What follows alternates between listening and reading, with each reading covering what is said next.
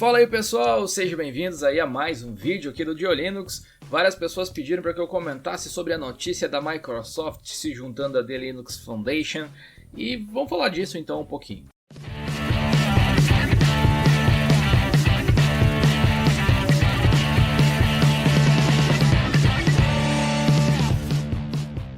Vários sites publicaram essa notícia aí que chamou bastante atenção, inclusive o DioLinux. Eu já fiz, na verdade, os meus comentários a respeito desse assunto. Inclusive, curiosamente, eu tinha escrito um post na semana passada justamente a respeito disso, da Microsoft ter sido recebida de braços abertos pela comunidade Linux e tal, ou pelo menos por boa parte dela, né? Sempre vai ter as pessoas que vão discordar, naturalmente. E olhando essa situação de pessoas que gostam e que não gostam, eu me descobri uma pessoa muito entediada em querer brigar por qualquer coisa desse tipo assim. Particularmente eu vejo até a iniciativa como algo valioso, que pode ser de valor para mais pessoas, não somente para a Microsoft, uma vez que ela ajude a melhorar o Linux, as melhorias que ela implementar, ou que ela ajudar a implementar de alguma forma, que ela patrocinar a implementação, vão ser também acessíveis para outras pessoas, uma vez que vai estar disponível no kernel. Mas isso que a Microsoft está fazendo, muita gente não entendeu, né? Porque as pessoas não estão acostumadas com os termos, ou não estão acostumadas com como esse mundo aí da Linux Foundation funciona, e muita gente entendeu que a Microsoft estaria de alguma forma comprando a The Linux Foundation, ou ela estaria entrando no Linux de alguma forma assim.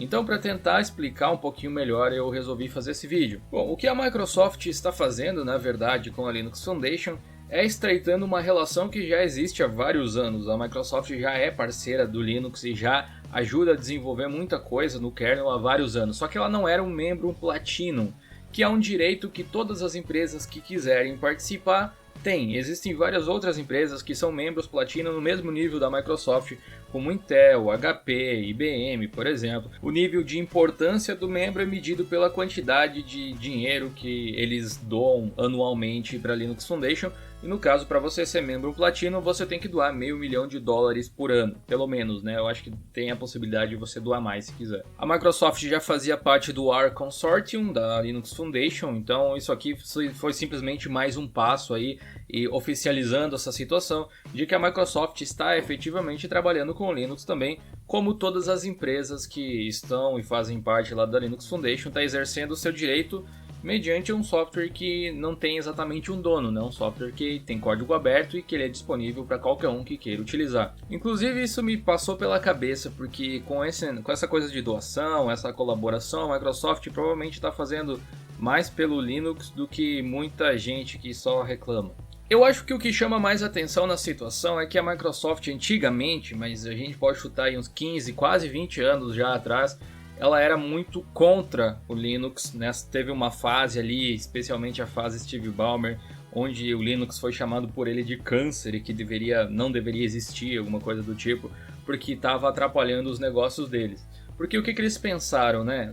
Como é que funcionava o negócio? Eles estavam tentando se implementar no mercado de tecnologia de servidores, por exemplo, e o Linux já estava sendo fortemente utilizado nesse aspecto, e como ele era grátis e tudo mais, muitas empresas estavam adotando em larga escala, e o resultado que a gente tem hoje, uma superioridade inclusive em número nos servidores de todos os tipos praticamente. Se você fosse o dono de uma empresa que tem um produto que está concorrendo contra algo descentralizado como o Linux que o cara não sabe exatamente para onde atirar, obviamente o cara ia achar que aquilo era um negócio que não deveria existir, porque está atrapalhando a vida dele.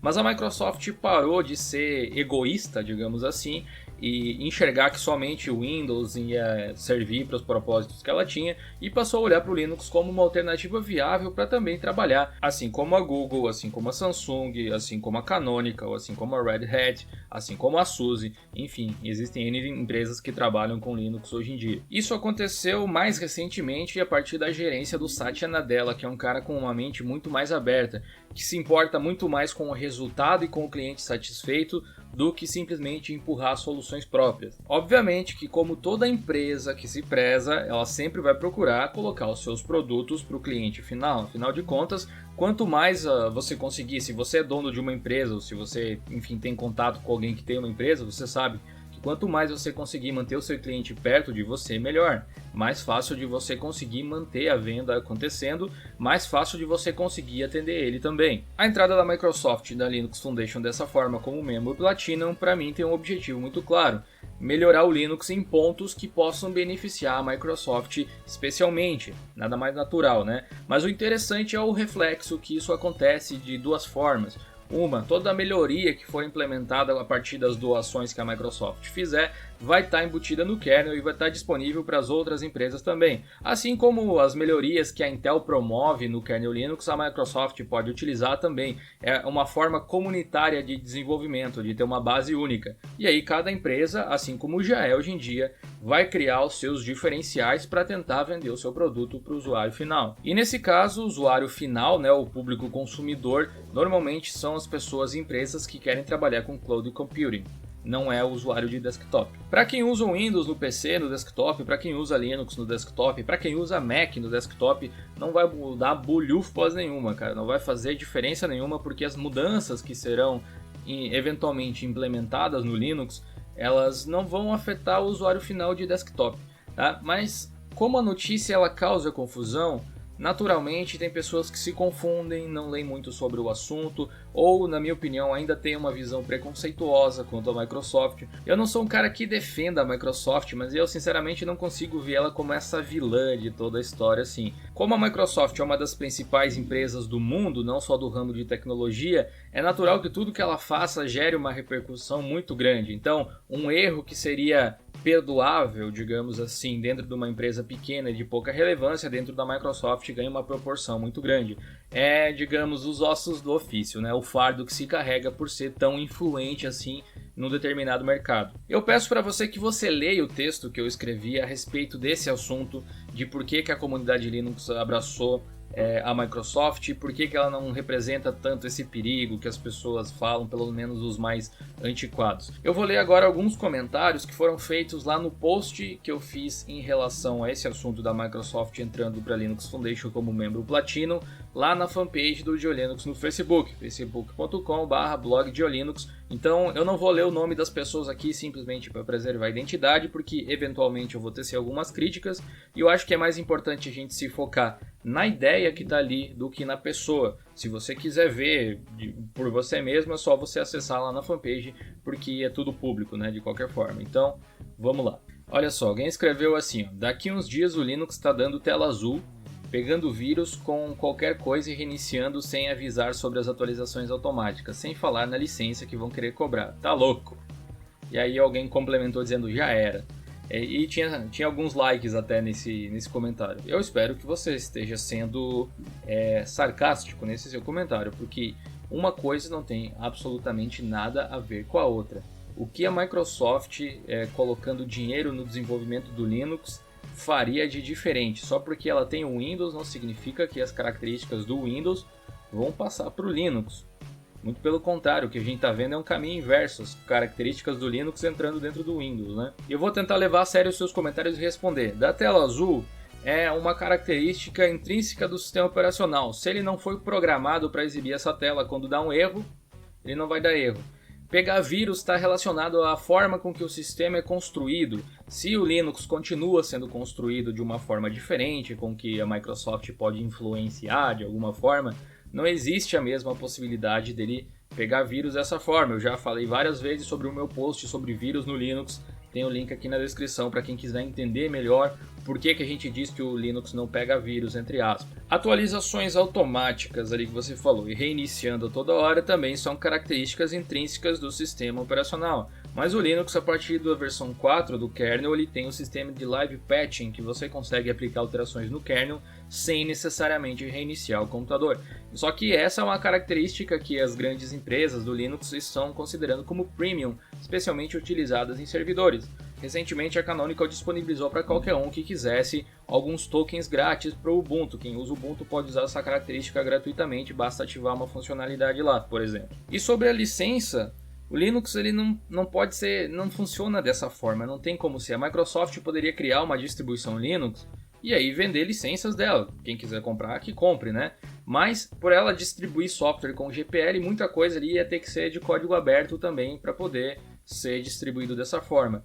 E a Microsoft criando um sistema operacional, digamos assim, viajando muito na maionese, baseado no Linux, não significa que as outras distribuições vão ter que vender também os sistemas operacionais ou qualquer coisa desse tipo. Realmente não tem nada a ver as colocações que você fez com o simples ato de a Microsoft estar agora patrocinando oficialmente como membro um Platinum, uma coisa que ela já patrocinava antes. Na verdade, ela subiu um degrauzinho só, não deu uma mudança tão grande assim. Quer dizer, pra gente deu, né? Porque meio milhão de dólares é uma quantia bem razoável, mas pra eles não é tanto assim. Outro comentário interessante aqui, ó. Faz tempo que a Microsoft rouba, copia, como sempre, na cara dura as ideias do Linux, para depois vender no seu Windows. Isso aí é um verdadeiro cavalo de Troia, entre aspas. Teve até uma outra pessoa que retrucou ele ali, enfim, de uma maneira um pouco agressiva, mas não vamos entrar nisso, né? Como eu disse, eu sou uma pessoa que está evitando conflito ultimamente e eu não tenho nem energia para debater. Mas, nesse caso aqui, a parte do rouba, copia e tal, assim, ela não copia do Linux, né? Ela copia das interfaces gráficas, especificamente do KDE, se a gente for levar mais a fundo assim os comparativos. E na verdade, se inspirar não é copiar, cópia seria se fosse exatamente igual. Porém, os recursos que uma interface tem, ela vai colocar na outra, né? E eu realmente acho que as pessoas que conhecessem um pouco o Linux mais a fundo iriam reconhecer coisas que as pessoas receberam do Windows 10 agora, que estão presentes no KDE desde sempre, desde 2005 lá, por exemplo, como múltiplas áreas de trabalho. Aliás, múltiplas áreas de trabalho tem no KDE desde a versão 1 lá de 98, eu acho. Mas veja o lado bom, como o software é livre, ele é aberto, qualquer empresa, qualquer pessoa poderia fazer isso que você diz que a Microsoft está fazendo.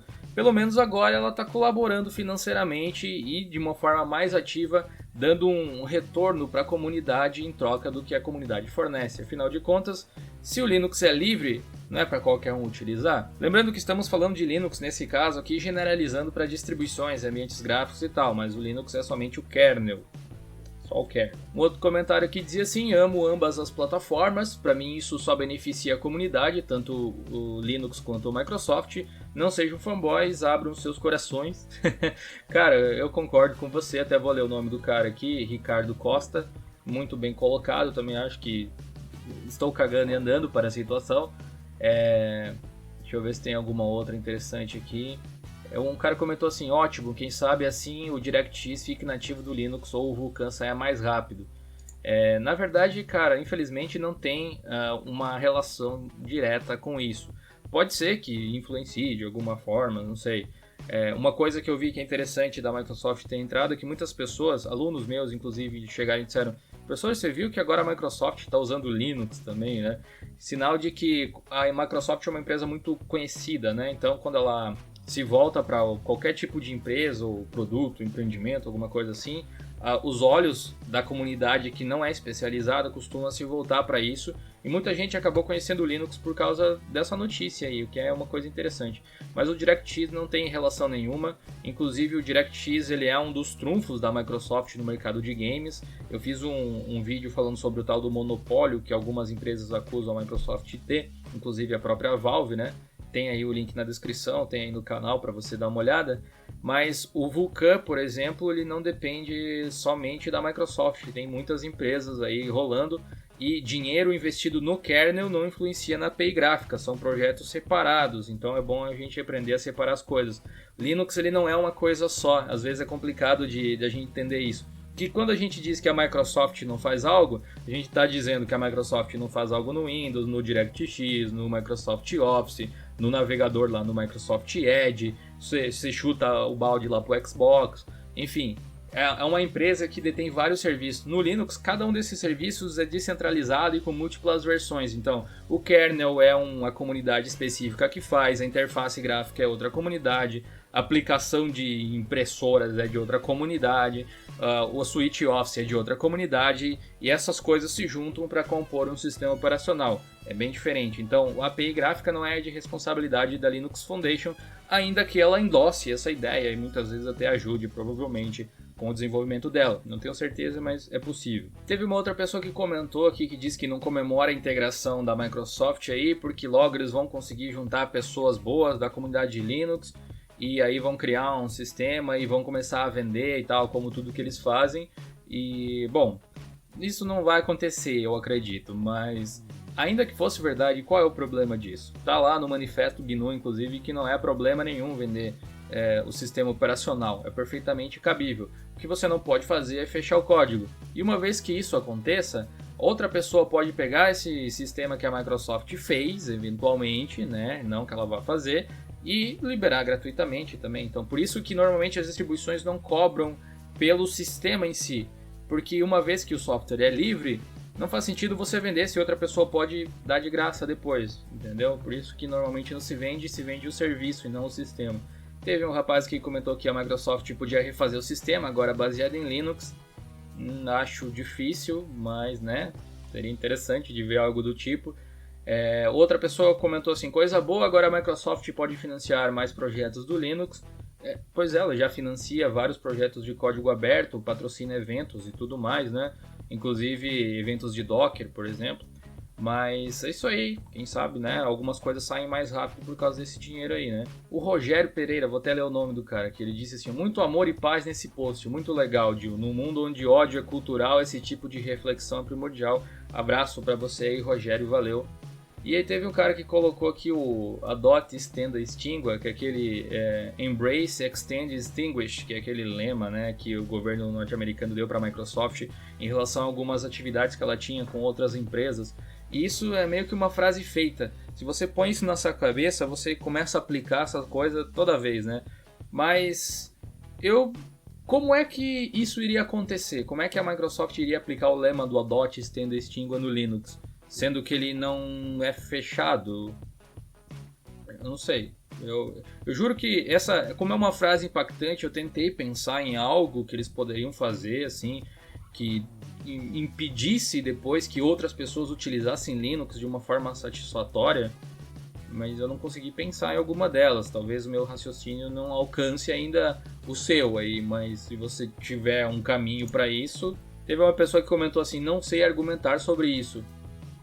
Beleza, melhor do que, né, comentar e falar alguma coisa que não tem nada a ver. O Fabrício Araújo perguntou, será que vai rolar um sistema mobile baseado em Linux? Eu acredito que não, cara, porque o problema da Microsoft nunca foi o kernel para rodar em smartphones diferenciados. Isso eles conseguem fazer com o Windows deles. O problema é o ecossistema de aplicativos aí, por isso que não emplacou direito o negócio, né? Teve o Rodrigo Chaves que perguntou assim, não tem risco dela se aproveitar? Cara, não só tem risco, como ela vai se aproveitar. Mas essa é justamente a intenção de quem entra para Linux Foundation. E não é só a Microsoft. Se você está preocupado com a Microsoft, se preocupe com todas as outras empresas que são tão gigantes quanto ela, praticamente. Tipo a Intel, por exemplo.